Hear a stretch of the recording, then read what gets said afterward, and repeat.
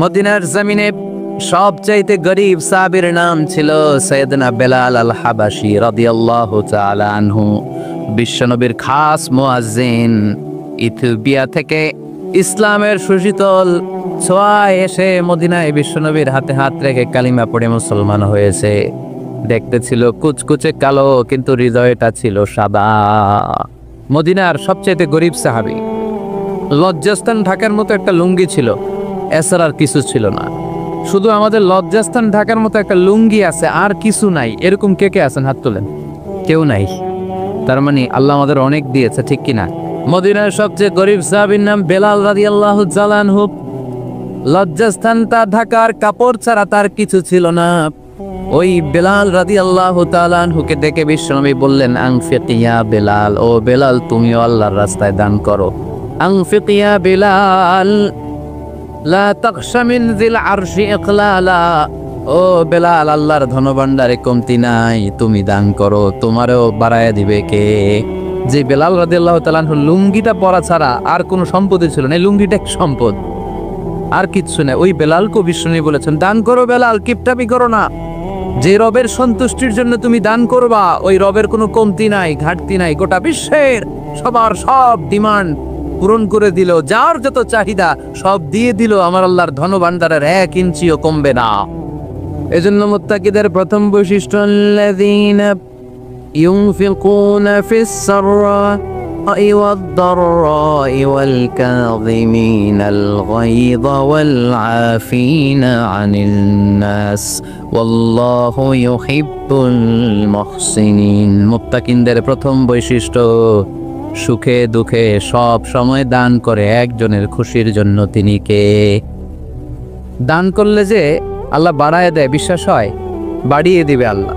মাসালুল্লাযীনা ইউনফিকুনা ফি সাবিলিল্লাহি কামাসালি হাব্বা أنبتت 7 سنابل في كل سنبلة 100 حبة والله يضاعف لمن يشاء والله واسع عليم। সুবহানাল্লাহ করে।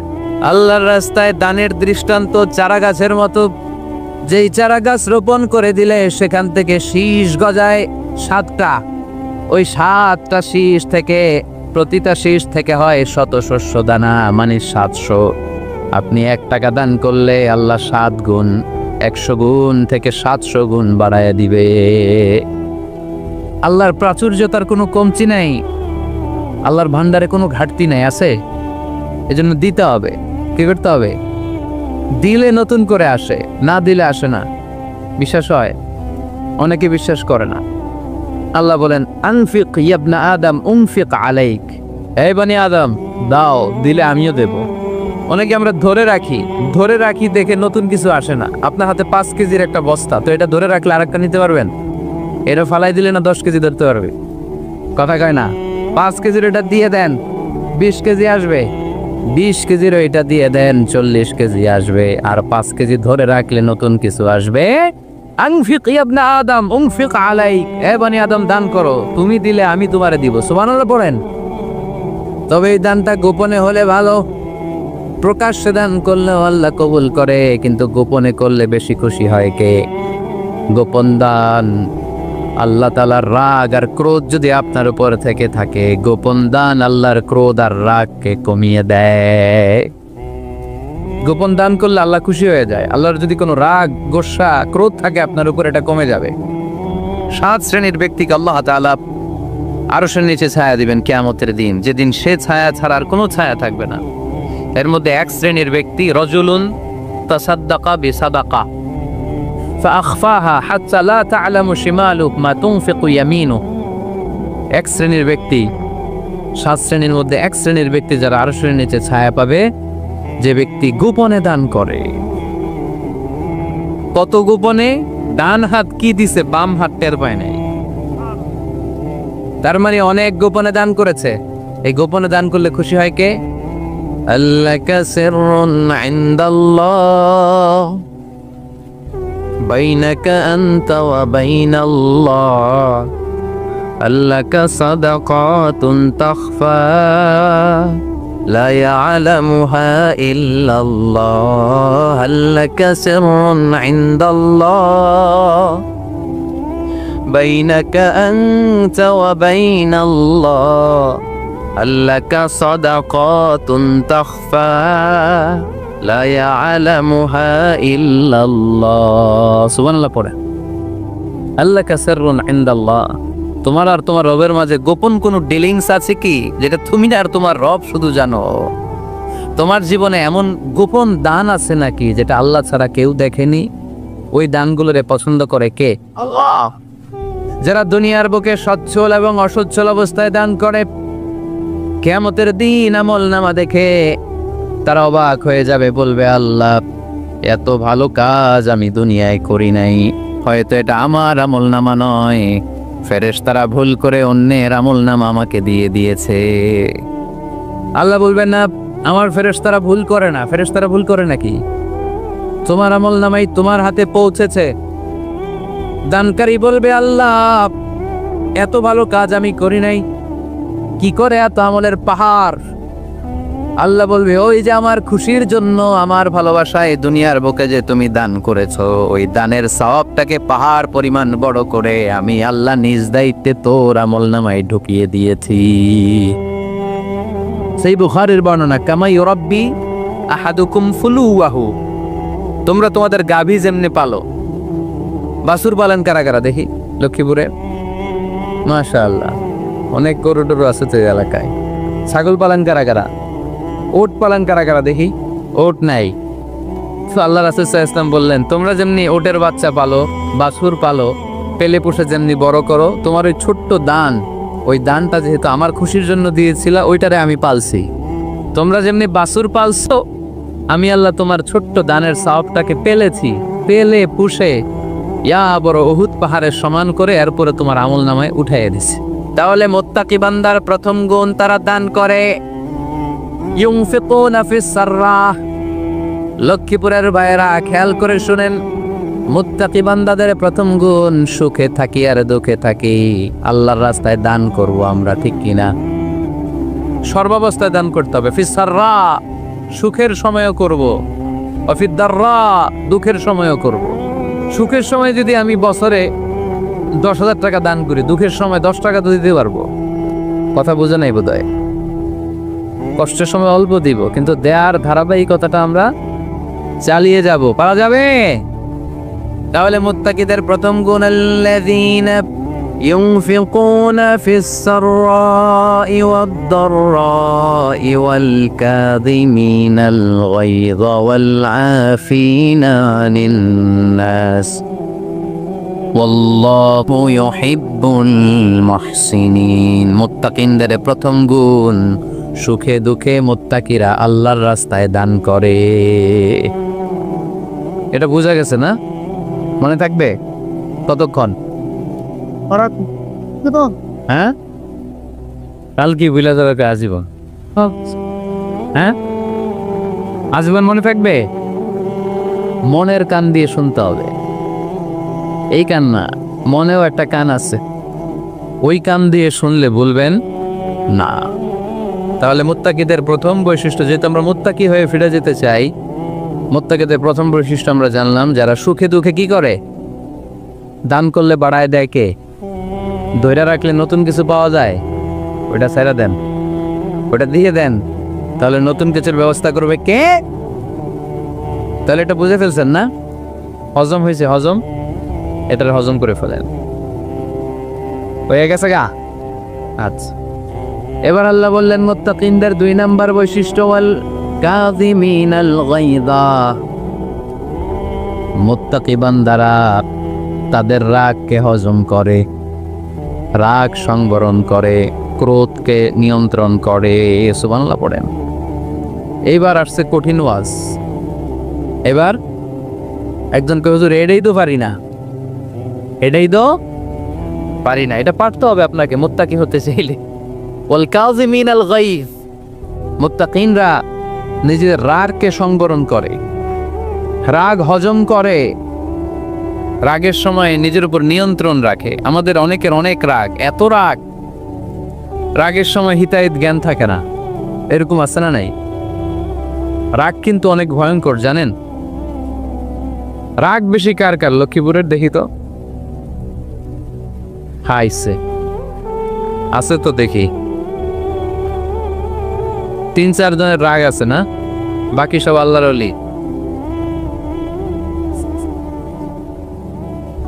লক্ষ্মীপুরের ঘরে ঘরে রাগ না লক্ষ্মীপুরের মানুষ অনেক ভদ্র, শান্তশিষ্ট, রাগ টাগ নাই। আলহামদুলিল্লাহ। হ্যাঁ, বাঙ্গালায় তো এই রাগ ভয়ঙ্কর। এটা রাগ কিন্তু ভয়ঙ্কর। মানুষ যখন রাগ করে তখন তার হিতাহিত জ্ঞান থাকে, কি করে কি বলে সে জানে।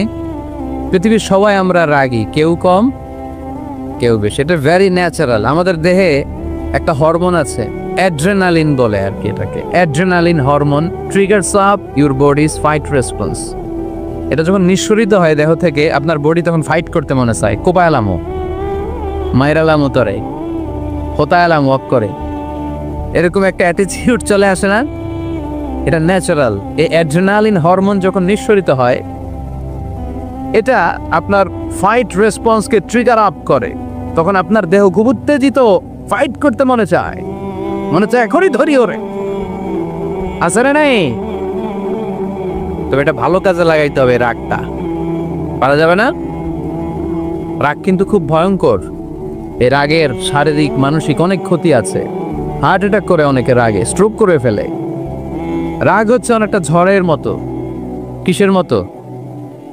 ঝড় যেমনি একদিক থেকে এসে সব লন্ড ভন্ড করে দিয়ে অন্য দিক দিয়ে ছুটে চলে যায়, যখন ঝড়টা হয় তখনও তো টের পাওয়া যায় না। রাগও তেমন। যখন রাগটা আসে, কি যে করে ফেলছি তখন বোঝা যায় না। রাগ চলে যাওয়ার পরে, মাথা ঠান্ডা হওয়ার পরে তখন বোঝা যায়, হায় রে এটা কি করলাম। রাগের সময় দিয়ে দিছে তালাক। রাগের সময় কি করছে? রাগ যখন শেষ তখন কয়, হায় হায় বউ, তুমি তো আমার কৈতরি, তুমি তো আমার টুনটুনি, তুমি আমার ময়না পাখি। তো রাগের সময় ওটা খেয়াল ছিল না। তো এরকম অনেক, যেহেতু হিতাহিত জ্ঞান থাকে না, অনেক দুর্ঘটনা ঘটে যায়। মারামারি হয়, সম্পর্কে অবনতি হয়, স্বামী স্ত্রী সম্পর্কের বিচ্ছেদ ঘটে, বাবা ছেলের সাথে রাগ করে না, বাপে কই দিমু না তোরে, কিচ্ছু দিমু না, পোলায় কই দিবা না কে, বাপে কই দিলাম না, পোলায় কই মারলাম তোমারে, বাপে কই তোরে ত্যায্য করলাম, পোলা কই কূপ দিলাম। আছে না নাই? শুনবেন এরকম বাবা ছেলে হতাহতের ঘটনা, হাজবেন্ড ওয়াইফ ডিভোর্স পর্যন্ত গড়ায়, বন্ধু বন্ধুর সম্পর্ক নষ্ট হয় এই রাগের কারণে। দেখছেন, আল্লাহ যেখানে যত ফোঁটা দেয়া দরকার ওই জায়গায় অত ফোঁটা দেয়। এটার নাম ইসলাম। এজন্য আল্লাহ বললেন, মুত্তাকিদের 2 নাম্বার গুণ আল কাযিমিনাল গায়দ। মুত্তাকিনরা রাগকে সংবরণ করে, তারা অল্পতে চটে যায় না, তারা হট টেম্পার্ড না, তারা বুঝে শুনে কাজ করে, নিজের ক্রোধ আর রাগকে সংবরণ করতে জানে। সুবহানাল্লাহ পড়ে। আল্লাহ রাসূল বললেন, লাইসা শাদীদু বিসুরআ, কুস্তি করে যে অন্যকে শোয়ায় ফেলতে পারে সে শক্তিশালী নয়। ইন্নামা শাদীদুল্লাযী ইয়ামলিকু নাফসাহু ইনদাল গাদাব, রাগের সময় যেই ব্যক্তি নিজের উপরে নিয়ন্ত্রণ রাখতে পারে আল্লাহর কাছে সেই হলো শক্তিশালী। এক একটা কথার ওজন দেখছেন আল্লাহ রাসূল সাল্লাল্লাহু আলাইহি ওয়াসাল্লামের। লাইসা শাদীদু বিসুরআ, যে কুস্তি খেলতে পারে ভালো সে শক্তিশালী না, বরং ইন্নামা শাদীদুল্লাযী ইয়ামলিকু নাফসাহু ইনদাল গাদাব, রাগের সময় যে নিজেকে নিয়ন্ত্রণ করতে পারে সেই শক্তিশালী। সুবহানাল্লাহ। এজন্য আমি মুত্তাকি হমু হুজুর। হুজুর আজকের ওয়াজ শুনে আমি মুত্তাকি, শুধু হাত দিলে মুত্তাকি বললে হবে? রাগ নিয়ন্ত্রণের, রাগ কন্ট্রোল করার অভ্যেস নিজের মধ্যে জাগ্রত করতে হবে, ঠিক কিনা? এক সাহাবী এসে বললেন, ইয়া রাসূলুল্লাহ আউসিনি ইয়া রাসূলুল্লাহ, আমারে কিছু নসিহত করেন। বিশ্বনবী বললেন, লা তাগদাবু, সাহাবী তুমি রেগে যেও না। সাহাবী বললেন, নবী আবার ওসিয়ত করেন। বিশ্বনবী বললেন, তুমি রেগে যেও না। সাহাবী বললেন, শুনলাম তো এটা, আরেকটা কিছু কোন। বিশ্বনবী বললেন, রেগে যেও না। রাদ্দাদা মিরারান, বারবার যতবার সাহাবী বিশ্বনবীর কাছে নসিহত চাইলেন, বিশ্বনবী একটা নসিহতই করলেন, রেগে যেও না, কারণ রেগে গেলেন তো হেরে গেলে। রেগে গেলেন তো হেরে গেলেন। ওরা আপনারে রাগাতে চাইবে, আপনি ঝগড়া করতে চান না, ওরা আপনারে পায়ে পাড়া দিয়ে ঝগড়ায় নামাতে চাইবে। চিল্লা এখন ঠিক কি না? ওরা পায়ে পাড়া দিয়ে ঝগড়া করবে, ওরা আপনারে অলওয়েজ পোক করবে, ওরা আপনারে হট টেম্পার্ড বানাতে চাবে, আপনারে অস্থির করে দিতে চাবে। কিন্তু ফর্মুলা আমাদের ভালো জানাস, আমরা কোরআন থেকে ফর্মুলা নিয়ে চলি, মানব রচিত কোনো ফর্মুলায় আমরা চলি না। জোরে বলেন ঠিক কিনা? মুত্তাকিনদের 2 নম্বর বৈশিষ্ট্য বল কাযিমিন আল গাইজ, মুমিনরা নিজেদের রাগকে নিয়ন্ত্রণ করে। রাগ নাই কার, ক্ষোভ নাই কার, কিন্তু মুমিনরা মুত্তাকিনরা চাইলে রাগ দেখায় না। তারা রাগকে কি করে? পারবেন আজকে থেকে ভাবির আর বকবেন না তো, ঝগড়া করবেন না তো, ছেলে মেয়েদের উপর উত্তেজিত হবেন না তো, হ্যাঁ? রাগারাগি করবেন, মনে থাকবে তো? আল্লাহ রাসূল সাল্লাল্লাহু আলাইহি ওয়াসাল্লাম কখনোই রাখতেন না। সুবহানাল্লাহ নাই? আল্লাহ রাসূল সাল্লাল্লাহু আলাইহি ওয়াসাল্লাম কখনোই, ওনার সাথে কেউ খারাপ আচরণ করলে উনি রাখতেন না। ওনাকে অত্যাচার করা হয়েছে, তিনি রাখতেন না। জুলুম করা হয়েছে, তিনি রেগে যেতেন না। রাসূল সাল্লাল্লাহু আলাইহি ওয়াসাল্লাম মক্কায় যখন নামাজ পড়তেন, উটের পচা নাড়ি ভুঁড়ি আল্লাহ রাসূল সাল্লাল্লাহু আলাইহি ওয়াসাল্লাম ঘাড়ে আর পিঠের উপর চাপিয়ে দেয়া হতো।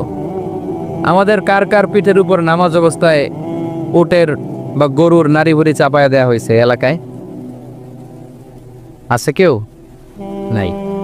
তায়েফের ময়দানে আল্লাহ রাসূল সাল্লাল্লাহু আলাইহি ওয়াসাল্লাম দাওয়াত দিতে গেলেন, নিজের লাভের জন্য না তায়েফবাসীদের লাভের জন্য? খেয়ে না খেয়ে দিন প্রচারের কাজে নিজেকে দিয়েছ বিলিয়ে, তায়েফের কাফিরেরা চিনল না সে আলো, দুষ্ট ছেলেদের পিছু দিল লেলিয়ে, পাথরের আঘাতে ক্ষত বিক্ষত হয়ে সারা শরীর থেকে রক্ত ঝরে। হে রাসূল তোমাকে ভুলি আমি কেমন করে, হাজার ব্যথা বেদনার পরে। ফিরে আসনি তুমি আপন ঘরে, দিনের আলো তুমি ছড়িয়ে দিতে, চলে গেলে মদিনায় মক্কা ছেড়ে। হে রাসূল তোমাকে ভুলি আমি কেমন করে, হে রাসূল তোমাকে ভুলি আমি কেমন করে। ঠিক কিনা? তায়েফের ময়দানে রক্তাক্ত হলেন 3টা জায়গায়, দেখে এসেছি আমি। এখানে আহত করা হলো, আবার উঠে দাঁড়ালেন, আবার পাথর মারা হলো। কোন গায়ে পাথর মেরেছো তোমরা? এরকম সুন্দর শরীর পৃথিবীর কোনো দ্বিতীয় মানুষের ছিল নাকি? এত সুশ্রী মানুষ, শুভ্র মানুষ, পরিচ্ছন্ন মানুষ দুনিয়াতে দ্বিতীয়টা ছিল না। এত নুরানি চেহারার মানুষ পৃথিবীতে দ্বিতীয়টা নাই। এই মহানবীকে ওরা পিটিয়ে রক্তাক্ত করেছে, পাথর মেরে রক্তাক্ত করেছে। 3 বার গেছি ওদের লাভের জন্য, ওরা আমারে মারলো। তারপর রাসূল সাল্লাল্লাহু আলাইহি ওয়াসাল্লাম কি রেগে গিয়েছেন? কারণ রেগে গেলেন তো হেরে গেলেন। কোনোভাবে রাসূল সাল্লাল্লাহু আলাইহি ওয়াসাল্লাম রাখতেন না। নিজের উপর অত্যাচার আসলে রাসূল সাল্লাল্লাহু আলাইহি ওয়াসাল্লাম রাগেন নাই। আনাস রাদিয়াল্লাহু তাআলা আনহু আল্লাহ রাসূলের খাদেম ছিল। উনি বললেন, কুনতু আমশি মা রাসূলিল্লাহ, আমি একবার রাসূল সাল্লাল্লাহু আলাইহি ওয়াসাল্লামের সাথে কোথাও যাচ্ছিলাম। ওয়া আলাইহি বুরদুন নাজরানি, তখন রাসূল সাল্লাল্লাহু আলাইহি ওয়াসাল্লামের গায়ে ছিল নাজরান থেকে আনা একটা চাদর। আপনারা চাদর পরেন না শীতকালে? রাসূল সাল্লাল্লাহু আলাইহি ওয়াসাল্লাম চাদর পরতেন। রাসূল সাল্লাল্লাহু আলাইহি ওয়াসাল্লাম নাজরান দেশ থেকে আনা একটা চাদর পরেছেন, গলিজুল হাশিয়া, যেই চাদরের এই কর্নারের ডিজাইনটা ছিল খসখসে। কি ছিল? হঠাৎ এক বেদুইন এসে রাসূল সাল্লাল্লাহু আলাইহি ওয়াসাল্লামের চাদর ধরে টান দিল। টান দেওয়ার সাথে সাথে রাসূল সাল্লাল্লাহু আলাইহি ওয়াসাল্লামের ঘাড়ের এই চামড়া ছিঁড়ে গেল। এই খসখসে যেহেতু ডিজাইন চাদরের, এই খসখসে ডিজাইন ঘাড় আর কাঁধের এখানে যখন টান খেলো, এই খসখসে ডিজাইনের দাগ বসে গেল, রাসূলের চামড়া ছিঁড়ে গেল ঘাড়ের। সে টান দিয়ে বলিয়া মুহাম্মদ মুরলি মিন মালিল্লাহ, আসছে ভিক্ষা করতে। মূলত ভিক্ষা চাওয়ার ডিজাইন দেখছেন? যার কাছে ভিক্ষা চাবে চাদর ধরে টান, এসে বলে বেদুইন, তাদের মধ্যে সভ্যতা ছিল না। ইয়া মুহাম্মদ, ও মুহাম্মদ মুরলি মিন মালিল্লাহ, ও মুহাম্মদ আমার খাওয়ার মতো টাকা নাই, তুমি আদেশ করো বাইতুল মাল থেকে যেন আমারে কিছু টাকা দেয়। আসছে ভিক্ষা করতে, ভিক্ষা করতে আইসা চাদর ধরে দিছে টান, ঘাড়ের রক চামড়া ছিঁড়ে গেছে। রাসূল সাল্লাল্লাহু আলাইহি ওয়াসাল্লাম ব্যথা পেয়েছেন। ফালতাফাতা ইলাইহি রাসূলুল্লাহ, আল্লাহ রাসূল সাল্লাল্লাহু আলাইহি ওয়াসাল্লাম তার দিকে তাকালেন, তাকিয়ে ফাদহিক একটা মুচকি হাসি দিলেন। আমি রাস্তা দিয়ে চাদর গায়ে দিয়ে হাঁটতেছি, এক ফকির আইসা কয় ভিক্ষা দেন, টাকা দেন বলে আমার চাদর টান দিছে, আর ওই চাদরে আমার ঘাড়ের চামড়া ছিঁড়ে গেছে, কি করবো আমি? আপনি কি করবেন? হ্যাঁ, কোনি? আচ্ছা, তা আমরা ঠিকই ওরে ধরে মাইর দিতাম, তাই না? আজকে ওর একদিন কে আমার একদিন ভর্তা বানায় ফেলতাম ওরে পিঠায়, রাগের চোটে, ঠিক কিনা? আল্লাহ রাসূল সাল্লাল্লাহু আলাইহি ওয়াসাল্লাম try to think about it, try to ponder on the story. এই moral of the story কি? রাসূল সাল্লাল্লাহু আলাইহি ওয়াসাল্লামের প্রফেটিক স্টোরি থেকে আপনাকে ভাবতে হবে। ভিক্ষা করতে এসে চাদর ধরে টান দিয়ে ঘাড়ের চামড়া ছিঁড়ে ফেলেছে, রাসূল তাকিয়ে মুচকি হাসি দিলেন। মুচকি হাসি দিয়ে বললেন, যাও বাইতুল মাল থেকে কিছু সম্পদ ধরে দিয়ে দাও। কি নবী ছিলেন, তার মানে ওনার গায়ে যত আঘাতই আসতো কখনো উনি রাখতেন, তবে মাঝে মাঝে রাখতেন যদি আল্লাহর বিধান লঙ্ঘিত হতো, তখন বিশ্বনবী রেগে যেতেন। আল্লাহর জমিনে আল্লাহর বিধান লঙ্ঘিত হলে এই লোকটা রেগে যেতেন, প্রিয় নবী তখন সহ্য করতেন না। এক সাহাবী এসে বললেন, ইয়া রাসূলুল্লাহ, এমন ইমাম পাঠিয়েছেন আমাদের এলাকায়, বড় বড় সূরা দিয়ে নামাজ পড়ায়, এত বড় সূরা দিয়ে পড়ে, তার পিছনে দাঁড়িয়ে থাকার ক্ষমতা আমার নাই। এই কথা শুনে বিশ্বনবী রেগে গেলেন, কারণ ইসলামের বিধান এখানে লঙ্ঘিত হচ্ছে, ঠিক কিনা? এত রাগলেন, চেহারা আগুনের গোলার মতো লাল হয়ে গেল। ওই সাহাবীকে ডেকে পাঠিয়ে ধমকালেন, খবরদার, তোমরা মানুষকে দিন থেকে ভাগিও না, সহজ করে ইসলামকে উপস্থাপন করো, জামাতের ইমামতির চান্স পেলে লম্বা কেরাত পড়ো না, একটা মিডিয়াম স্ট্যান্ডার্ড রেখে কেরাত করবা, কারণ তোমার পেছনে অসুস্থ লোক থাকতে পারে, মুসল্লি, মুসাফির থাকতে পারে, তাই না? আবার মদিনাতে বনু মাখজুমিয়া গোত্রের এক নারী চুরিতে ধরা পড়ল। কিসে? চুরির বিধান কি? السارق والسارقة فقطعوا أيديهما جزاء بما كسبا نكالا من الله والله عزيز حكيم। চোর বা চুন্নি দামি কোনো জিনিস যদি চুরি করে নেয় তাহলে তার হাত কেটে দাও। If anyone steal something precious from the society, the government should cut down his right hand. Government কাটবে, আপনি কেটেন না। আবার মুরগি একটা চুরি করছে, ধইরা জান্দা দিয়ে এক কো, এরকম করা যাবে না, ওটা গভর্নমেন্ট করবে। তো রাসূল সাল্লাল্লাহু আলাইহি ওয়াসাল্লাম ছিলেন চিফ অফ দা গভর্নমেন্ট, রাসূল সাল্লাল্লাহু আলাইহি ওয়াসাল্লাম ডান হাত কেটে দিবে। কিন্তু যেই মেয়েটা চুরি করছে এলাকার খুব সম্ভ্রান্ত বংশের মেয়ে, অনেক সময় হয় না এমপির মেয়ে, চেয়ারম্যানের মেয়ে, বড় বিজনেস ম্যাগনেটের মেয়ে, ছেলে অন্যায় করে ফেলছে, একটা আছে না নাই? এখন সাহাবীরা দেখলেন মদিনায় যদি বিশ্বনবী এই চুরির বিচার কার্যকর করে মেয়েটার হাত কেটে দেয়, এই মেয়েটার সম্ভ্রান্ত বংশের লোকেরা বিশ্বনবীর উপর চড়াও হবে, নতুন করে দাঙ্গা বাঁধবে, সবাই যে বিশ্বনবীর কাছে বলবে, কিন্তু কেউ সাহস পায় না। উসামা বিন যায়েদ বিশ্বনবীর ভালোবাসা বড়ই পছন্দ করতেন বিশ্বনবী। সাইয়েদনা উসামা বিন যায়েদ রাদিয়াল্লাহু তাআলা আনহুকে সবাই বললেন, উসামা তুমি যাও, তোমারে বিশ্বনবী বড্ড ভালোবাসে, তুমি বললে তোমার কথা নবী ফিরাবে না। সাইয়েদনা উসামা যে বললেন, ইয়া রাসূলুল্লাহ, সবাই মিলে আমারে পাঠিয়েছে যেন আমি সুপারিশ করি, যদিও বনু মাখজুমিয়া গোত্রের মেয়েটা চুরিতে ধরা পড়েছে, মেয়েটা আসলেই চোর, চুরি করেছে, কিন্তু বড় একটা বিষয়কে খেয়াল করে নবী সবার সুপারিশের কারণে এই মেয়েটার হাত আপনি কেটে দিয়েন না। এই কথা বলার সাথে সাথে বিশ্বনবীর চেহারাটা আগুনের গোলার মতো লাল হয়ে গেল, ক্ষেপে গেলেন বিশ্বনবী, রেগে গেলেন, আর বললেন, এত বড় সাহস কোত্থেকে পেলে উসামা? এটা তো আল্লাহর আইন, চোর চুরি করলে হাত কাটো কার আইন? বাংলাদেশে যদি এই আইন চালু হয়, চোর খুঁজে পাওয়া যাবে? দেশের টাকা যারা চুরি করে এদেরকে পাওয়া যাবে? পেঁয়াজের দাম যারা বাড়ায় এদের খুঁজে পাওয়া যাবে? মজুদদারদেরকে আর খুঁজে পাওয়া যাবে না, সব চোর মানুষ হয়ে যাবে, ঠিক কিনা?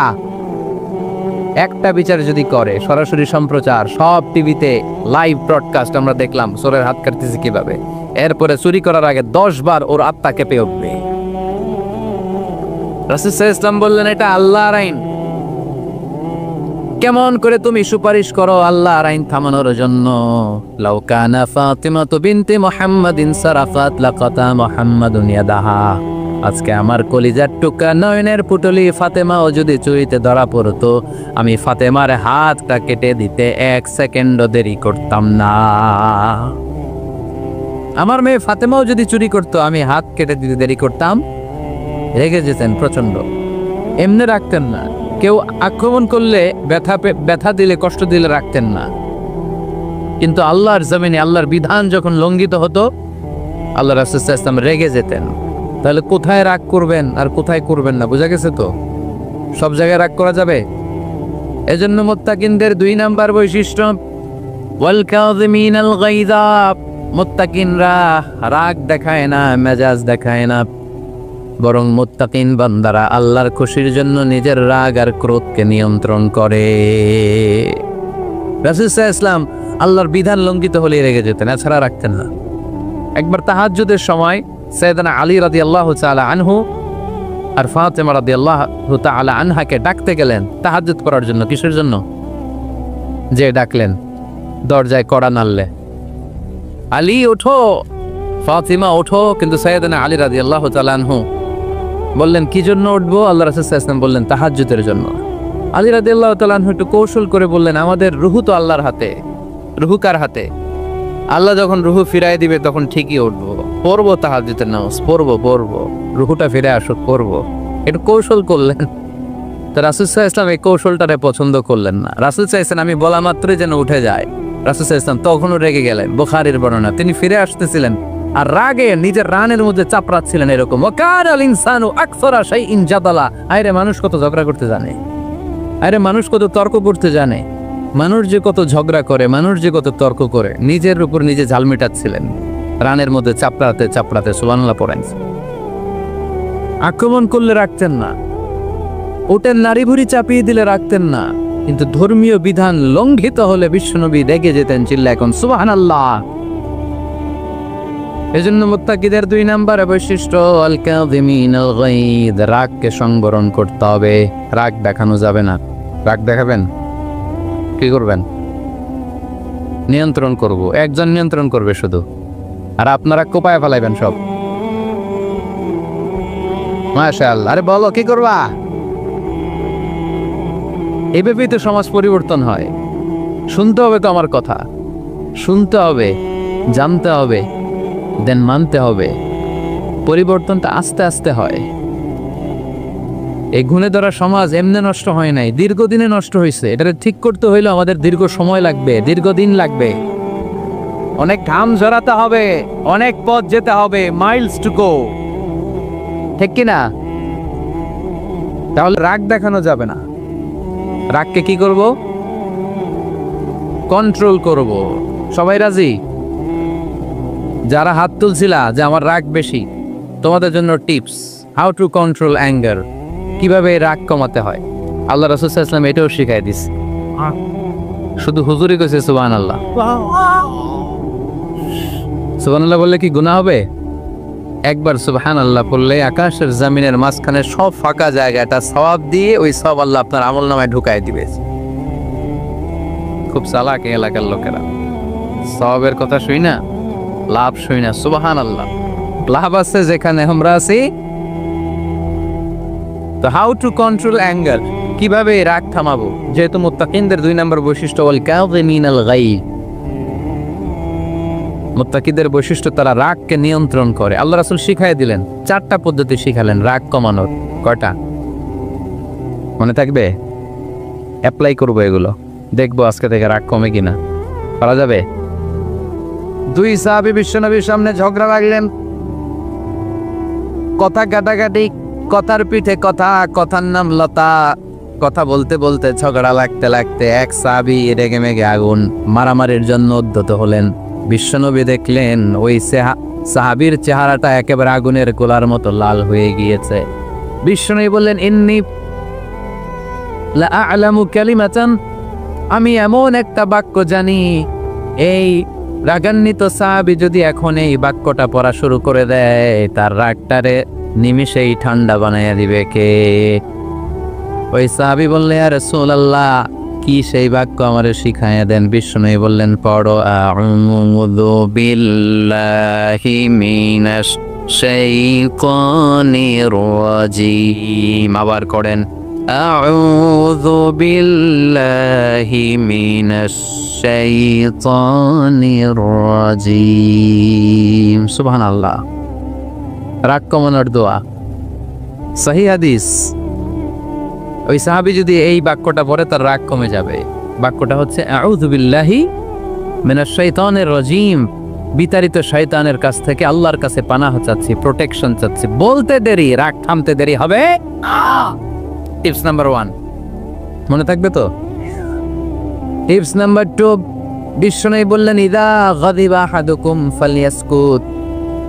তোমাদের যখন প্রচন্ড রাগ চলে আসে, বেশি যখন প্রচন্ড যখন তোমরা রেগে যাও, তখন কথা বন্ধ করে চুপ হয়ে যাও। কি করতে হবে? চুপ, একেবারে চুপ। অনেকে রাগের সময় গড়গড় করে কি যেন বলতে থাকে, আছে না নাই? রাগে গড়গড় করতে থাকে আর কি যেন বলতে থাকে। যত বলবেন, যত গালি দিবেন, বলে না গালি দেয় না রাগের সময়, অশ্রাব্য ভাষায় অনেকে গালি গালাজ শুরু করে দেয়, আছে না নাই? না, আসকুত, ইদা গাদিবা আহাদুকুম ফালিয়াসকুত। আল্লাহ রাসূল সাল্লাল্লাহু আলাইহি ওয়াসাল্লাম বললেন, যখন তোমাদের কেউ প্রচন্ড রেগে যায়, সে তার কথা যেন বন্ধ করে দেয়। চুপ, keep silent, keep quiet, relax, cool. পারবেন? তাহলে প্রথম টিপস কি পড়তে হবে? বাইরে নামক দিয়া পড়েন, আউযু বিল্লাহি মিনাশ শাইতানির রাজীম। এটা হলো 1 নাম্বার টিপস। 2 নাম্বার টিপস, ইযা গাদিবা আহাদুকুম ফালইয়াসকুত। মাশাআল্লাহ, চুপ থাকতে হবে। বেশি রাগ চলে আসলে কি করতে হবে? 3 number tips, lower your action. আপনার অ্যাকশনকে কমায় দেন। কিন্তু আমরা ওই সময় মারি ডাইরেক্ট অ্যাকশন। রাগের সময় আমরা কি করি? আল্লাহ রাসূল বললেন, লোয়ার, মিনিমাইজ ইউর অ্যাকশন। কি বললেন আল্লাহ রাসূল? অ্যাকশন কমাও, কার্যক্রম কমায় দাও। ইযা গাদিবা আহাদুকুম ওয়া হুয়া কাইম ফালিয়াজলিস। দাঁড়ানো অবস্থায় তোমাদের কেউ যদি রেগে যায়, সে যেন বসে পড়ে। ফাইন যাহাবা আনহুল গাদাবু ওয়া ইল্লা ফালিয়াত্তাজি। কেউ যদি দাঁড়ানো অবস্থায় রেগে যায়, সে যেন বসে পড়ে। বসে থাকার পরেও যদি তার রাগ কমতে না চায়, সে যেন শুয়ে পড়ে। তাহলে দাঁড়ানো অবস্থায় রাগ আসলে কি করবেন? বসা অবস্থায় রাগ আসলে, শোয়া অবস্থায় রাগ আসলে চোখ বন্ধ করে ঘুমায় যাবেন। রাগ আসবে আর সুবহানাল্লাহ কইবেন না? কত বড় ফিজিশিয়ান, কত বড় ডাক্তার আল্লাহ রাসূল সাল্লাল্লাহু আলাইহি ওয়াসাল্লাম। সুবহানাল্লাহ পড়ো। কয়টা গেল? কয়টা? 1 নাম্বার কি পড়া? মাশাআল্লাহ। 2 নাম্বার চুপ থাকা। 3 নাম্বার দাঁড়ায় থাকলে বসে যাওয়া, বসা থাকলে পারবেন? 4 নাম্বারটা অনেক মজার টিপস, শুনবেন? আল্লাহ রাসূল সাল্লাল্লাহু আলাইহি ওয়াসাল্লাম বললেন, 4 নাম্বার টিপস শোনো, ইন্নাল গাদাবা মিনাশ শাইতান। নিশ্চয়ই রাগ আসে শয়তান থেকে। ওয়া ইন্নাশ শাইতানা খুলিকা মিনান নার। শয়তান তৈরি আগুন থেকে। ওয়া ইন্নান নারা তুতফাউ বিল মা। আগুন নিবানো হয় পানি দিয়ে। ফাইদা গাদিবা আহাদুকুম ফালিয়াতাওয়াদ্দা। তাই কারো যখন রাগ খুব বেড়ে যায়, সে যেন ঠান্ডা পানি দিয়ে ওযু করে। কি সুন্দর টিপস, কি সুন্দর ফিলোসোফার আল্লাহ রাসূল সাল্লাল্লাহু আলাইহি ওয়াসাল্লাম। কত বড় দার্শনিক ছিলেন তিনি। আল গাদাবু মিনাশ শাইতান, কথার সিকোয়েন্স দেখেন, ওজন দেখেন। আল গাদাবু মিনাশ শাইতান, রাগ আসে শয়তানের থেকে। রাগ এনে দেয় কে? শয়তান। ওয়াশ শাইতানু খুলিকা মিনান নার, শয়তান তৈরি কি থেকে? আগুন থেকে। ওয়ান নারু তুতফাউ বিল মা, আগুন নিভাই কি দিয়ে? ফাইদা গাদিবা আহাদুকুম ফালিয়াতাওয়াদ্দা, তাই তোমাদের কেউ যখন রেগে যায় সে যেন পানি দিয়ে ওযু করে নেয়। কবরের প্রথম প্রশ্ন হচ্ছে মার রব, তোর রবের নাম কি? আমাদের রব কে? আল্লাহ আমারে রব, দমে দমে তনু মনে তারি অনুহ। আল্লাহ আমারে রব, এজন্য সব কাজে আল্লাহর উপর আস্থা ভরসার দরকার আছে না নাই? পাশাপাশি ইসলামকে আমরা খুশি না রেজা, ইসলামের সাথে শত্রুতা করে কেউ ইসলামকে দমিয়ে দিতে পারবে? চিল্লায় বলেন পারবে? ইসলামের আওয়াজকে স্তম্ভ করে দেয়া যায়, ইসলামের গতিকে থামিয়ে দেয়া যায়, ইসলামের অগ্রযাত্রাকে স্টপ করা যাবে? ইসলামকে বিজয় দেওয়ার ওয়াদা করে দিয়েছে কে? ইসলাম হচ্ছে টিউবের মতো, যারা সাঁতার জানে না তারা টিউব নিয়ে সাগরে নামে যাতে ডুবে না যায়। এই টিউব পানির নিচে ডুবাতে চাইলে এটা ডুবে? এটা কি হয়? তবে বলেন ভেসে থাকে। ইসলামকে ডুবাইতে চাইলে এটা আরো ভেসে ওঠে। আল্লাহু আকবার। আবার ইসলামের উদাহরণ হচ্ছে চারা বীজের মতো, ওরা ইসলামকে মাটিতে গেড়ে দিতে চায় কিন্তু ওরা জানে না কিংবা বুঝছে না ইসলাম হচ্ছে চারা বীজ। এই চারা বীজকে মাটিতে গেড়ে দিলে কি হয়? গাছ হয়ে যায়। সুবহানাল্লাহ দেবেন না? গোটা বিশ্বব্যাপী আজকে ইসলামের গণজোয়ার। After the twin tower attack, the number of Muslim community in America already had been doubled. Now it's tripled. Twin tower অ্যাটাকের আগে গোটা বিশ্বব্যাপী মুসলমান যা ছিল, অ্যাটাকের পরে তার ডাবল হয়ে গেছে, এখন এটা 3 গুণ বেড়ে গিয়েছে। গোটা বিশ্বব্যাপী গণজোয়ার, কেউ এই গণজোয়ারকে রুখতে পারবে? আফ্রিকাতে আফ্রিকার গরিব দেশগুলোকে সিলেক্ট করে করে ইউনাইটেড স্টেটস অফ আমেরিকার কিছু খ্রিস্টান মিশনারিরা তারা আফ্রিকাতে চলে যেত। খাবারের বিনিময়ে ধর্মান্তর, টাকার বিনিময়ে ধর্মান্তর, মুসলমানদেরকে ওরা খ্রিস্ট ধর্মে দীক্ষিত করেছে। এখন গোটা বিশ্বব্যাপী ইসলামী স্কলারদের টনক নড়েছে। অনেক স্কলার আছে যারা আফ্রিকাতে যে ইসলামের দাওয়াত পৌঁছে দিচ্ছে। আমি এটা দেখেছি, একজন স্কলার উনি একসাথে আফ্রিকার অনেকগুলো গ্রামের কয়েক হাজার খ্রিস্টানকে এক ময়দানে দাঁড় করিয়ে কালিমা পড়িয়ে মুসলমান বানিয়ে দিয়েছে। ঝিনুকের ভেতর লুকিয়ে থাকে যেমন মতি, ঝিনুকের ভেতর লুকিয়ে থাকে যেমন মতি, কালমা শাহাদাতে আছে আল্লাহর জ্যোতি, কালমা শাহাদাতে আছে আল্লাহর জ্যোতি। পড়েন সবাই। ঝিনুকের ভেতর লুকিয়ে থাকে যেমন মতি, ঝিনুকের ভেতর লুকিয়ে থাকে যেমন মতি, কালমা শাহাদাতে আছে আল্লাহর জ্যোতি, কালমা শাহাদাতে আছে আল্লাহর জ্যোতি। চিল্লারে পড়েন আল্লাহু আকবার। ওই আল্লাহর জ্যোতি, ওই ঈমানের নূর যদি কোনো মানুষের অন্তরে স্থান করে নেয়, পৃথিবীর কোনো শক্তি তাকে থামিয়ে রাখতে পারে? স্যামুয়েল হ্যান্টিংটন একটা বই লিখেছিল, দ্য ক্ল্যাশেস অফ সিভিলাইজেশন, সভ্যতার সংঘাত। পৃথিবীতে অনেক সংঘাত হয়েছে, অনেক সভ্যতা গড়ে উঠেছে। সিন্ধু সভ্যতা, আর্য সভ্যতা, মহেঞ্জোদারো সভ্যতা, মিশরীয় সভ্যতা, বৈদিক সভ্যতা, চীনা সভ্যতা।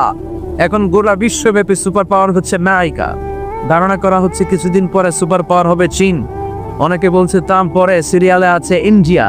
একটার পর একটা সুপার পাওয়ার আসছে, কিন্তু গবেষণায় ধরা পড়েছে সব সুপার পাওয়ার ধূলিসাৎ হয়ে যাওয়ার পরে যে সুপার পাওয়ারের পতাকা পতপত করে পৃথিবীর মধ্যে উঠবে সেটার নাম হচ্ছে ইসলাম। এজন্য ইসলামের অগ্রযাত্রাকে বন্ধ করা যাবে?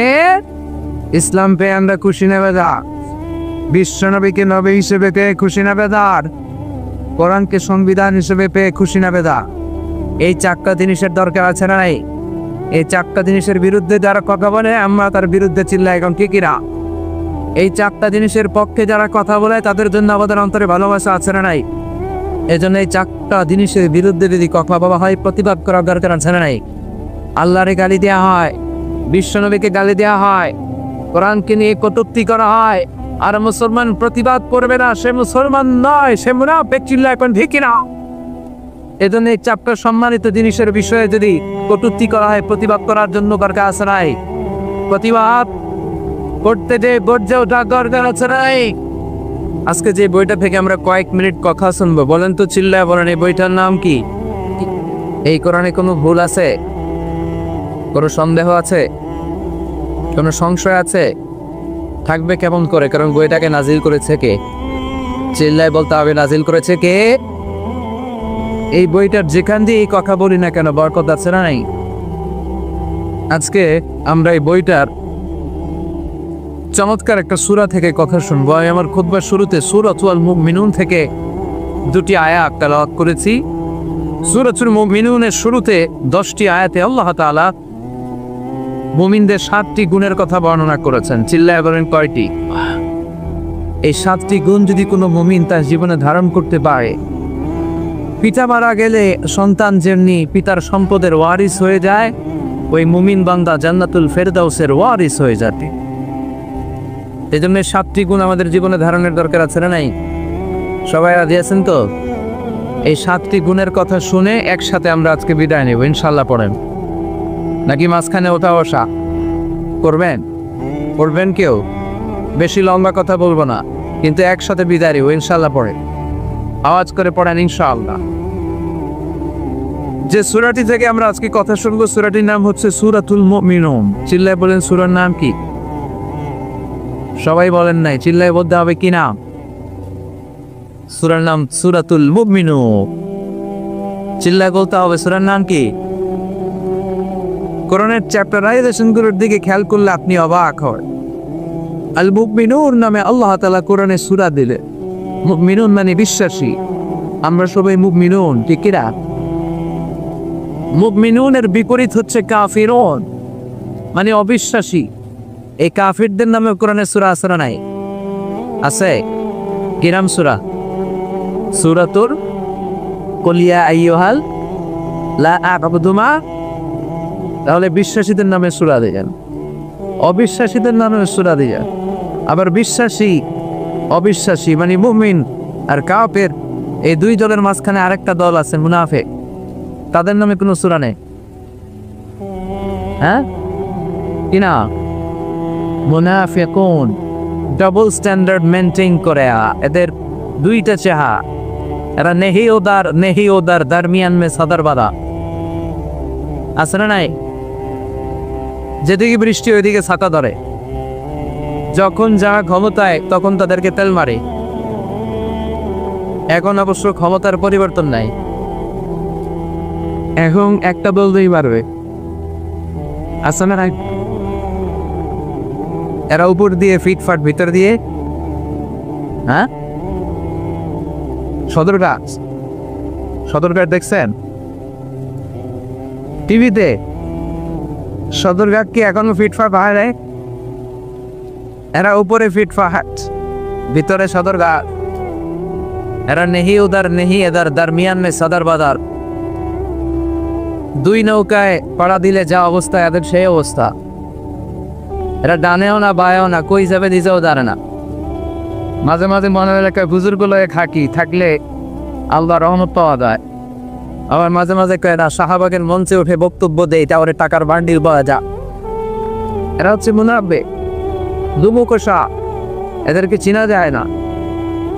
আল্লাহ এদেরকে বলেছেন মুযাবযাবিন, লা ইলাহা উলা ওয়ালা ইলাহা উলা। এরা এদিকেও যায় না, ওইদিকেও যায় না। এরা দুদেল বান্দা। এরা কি? চিল্লায় বলতে হবে, এরা কি? বদেল বান্দা কালমা চোরে, না পায় শ্মশান না পায় ঘর। দিন থাকিতে আয়রে পথে ছাইরা দে ভণ্ডামি, ভণ্ডামি ভণ্ডামি ভণ্ডামি। ছাইরা দে নামাজ কালাম পড়ে না, ইবলিস শয়তানের নানা। আছে এরকম? নামাজ নাই, রোজা নাই, জাকাত নাই, হজ নাই, ইসলাম নাই, জিকির নাই। উনি পীর সাহেব, উনি মারে পথের লীরা। আসলে এটা মারে পথ না, এটা দরকার মায়ের পর, ঠিক কিনা? সারা বছর একদিনও গোসল করে না। এরকমও ভণ্ড পীর আছে না নাই? 365 দিন আল্লাহর, একদিনও গোসল করে না, কখনোই গোসল করে না। পুরো বছরে গোসল নাকি করে একবার, আর যেদিন করে ওই দিন ওর গোসলের বাণী মুরিদরা সব খায়া পালায়। আছে না নাই? এগুলোর সাথে ইসলামের কোনো সম্পর্ক আছে?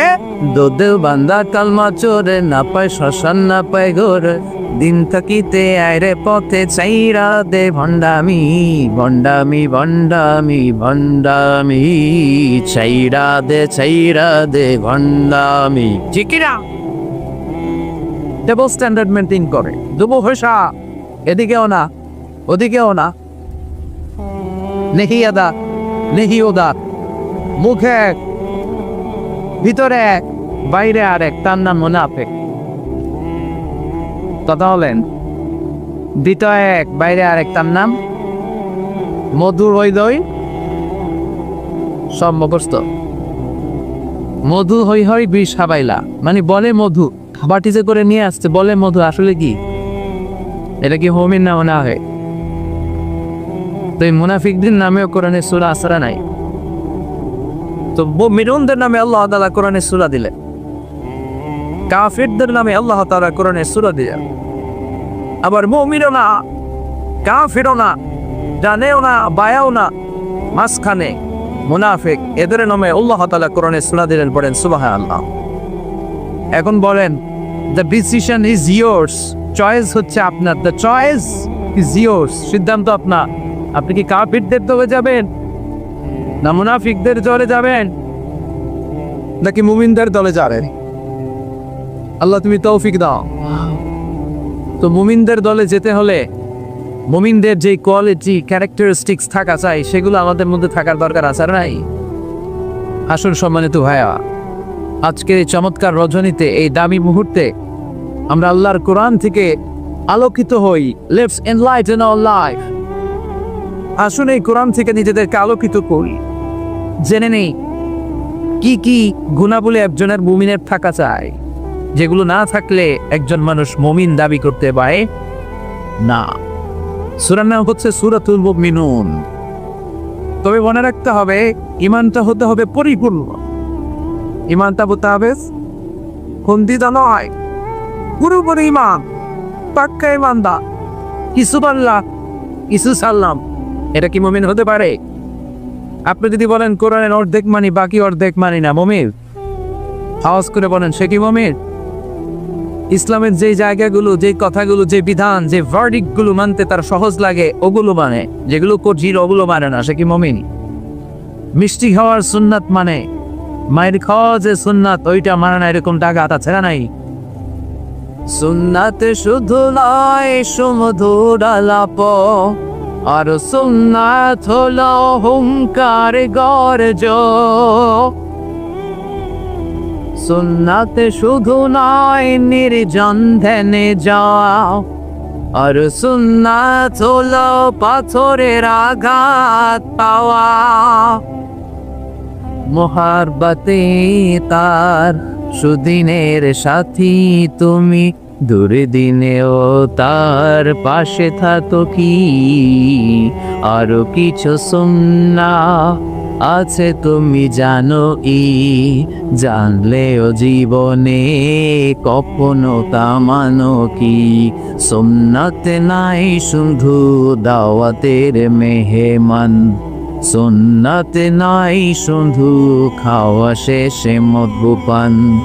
আরো কিছু সুন্নাহ আছে তুমি জানো কি, জানলেও জীবনে কখনো তা মানো কি। চিল্লায় বলেন ঠিকই না? তার মানে মানলে আপনাকে পুরোটাই মানতে হবে, ইসলামকে খণ্ডিত করে মানা যায় না। It's a total package, it's a total package. এই প্যাকেজটা দিলে এটা নিবো এটা নিবো না বলা যাবে, এইটা মানবো ওইটা মানবো না বলা যাবে, ঝুঁকি নিব না শুধু আর সে পাকবো এই কথা বলার কোনো সুযোগ আছে? আফাতুমিনুনা বিবাদিল কিতাবি ওয়া তাকফুরুনা বিবাদ, কোরআনের কিছু মারবা আর কিছু ছাড়বা, তাহলে তুমি মুমিন নও, তুমি মুনাফিক, তুমি কাফের। চিল্লায় বলেন ঠিক কি না? যার মানে বোঝা গেল ঈমানটা হতে হবে পরিপূর্ণ ঈমান। আবার আল্লাহ বললেন ঈমানটা হতে হবে নির্ভেজাল ঈমান। কার কথা? والذين آمنوا ولم يلبسوا إيمانهم بظلم أولئك لهم الأمن وهم مهتدون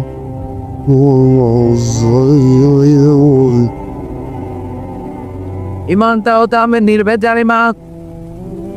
ওই ইমানের মধ্যে শিরকের কোনো ছিটে ফোঁটা থাকা যাবে না। ওয়াল্লাযীনা আমানু, যারা ঈমান আনলো, ওয়ালাম ইয়ালবিসু ঈমানাহুম বিযুলমিন, তাদের ঈমানের সাথে শিরক তারা মিশ্রিত করলো না, উলাইকা লাহুমুল আমনু ওয়া হুম মুহতাদুন, তাদের জন্য আছে নিরাপত্তা, তাদের জন্য আছে আল্লাহর পক্ষ থেকে হেদায়েত। পড়েন সুবহানাল্লাহ। তার মানে ঈমানটা হতে হবে নির্ভেজাল, শিরক থাকতে পারবে না। আল্লাহ সব মাফ করে, শিরক মাফ করে। আওয়াজ করে বলেন, শিরক মাফ করে। শিরক মানে আল্লাহর কাছে না চেয়ে গায়রুল্লাহর কাছে চাওয়া, অন্য কারো কাছে চাওয়া। বিষ্ণু বলেছেন, ইদা সাআলতা ফাসআলিল্লাহ ওয়া ইদা ইসতাআনতা ফাসতাইন বিল